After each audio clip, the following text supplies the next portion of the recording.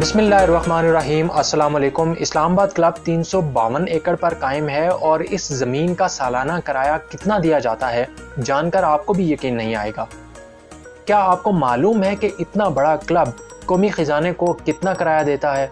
वफाकी हुकूमत के अफसरान और सिफारतकारों के लिए कायम किया जाने वाला ये क्लब खुराक और मशरूबात के इस्तेमाल पर अरकान को कैसे सब्सिडी दे सकता है? इस्लामाबाद गोल्फ क्लब इंतज़ामिया परिंदों और अंडों की फ़रोख्त कैसे करती है? ये सब हमारे ही मुल्क में क्यों होता है और अशराफिया कैसे अवाम का खून चूस रही है? तफसीलात जानने के लिए ये वीडियो आखिर तक देखिएगा। इस्लामाबाद क्लब वफाकी दारुल हुकूमत इस्लामाबाद में 352 एकड़ पर मुश्तमिल ज़मीन का एक बहुत बड़ा हिस्सा है, जिसे 53 साल कबल लीज पर दिया गया था। इस ज़मीन पर इस्लामाबाद क्लब कायम है, जहाँ आम शहरियों का दाखिला ममनू है।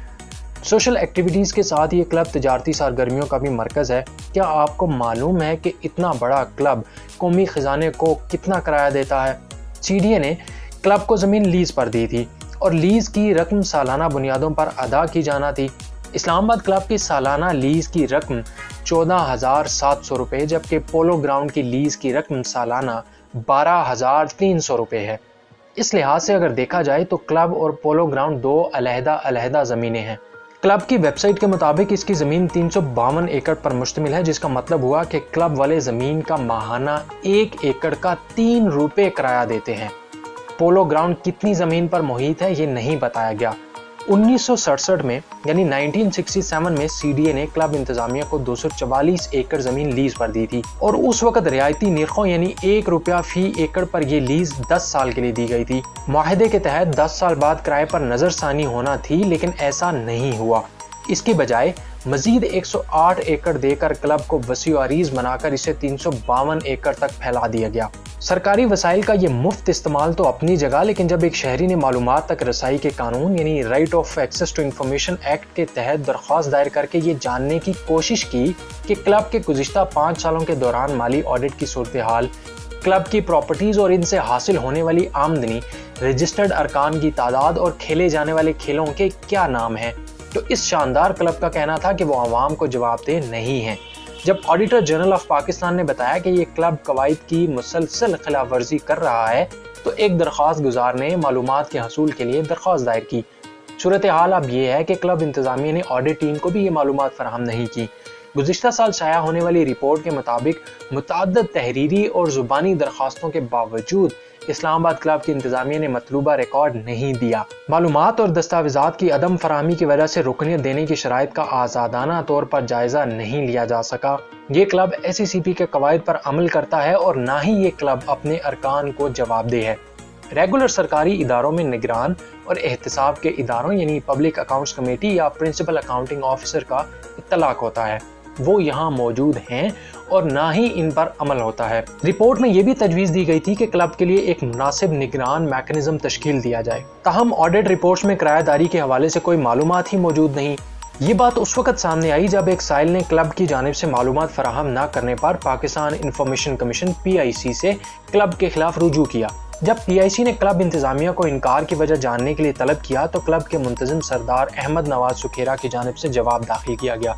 वो काबीना सेक्रेटरी भी हैं।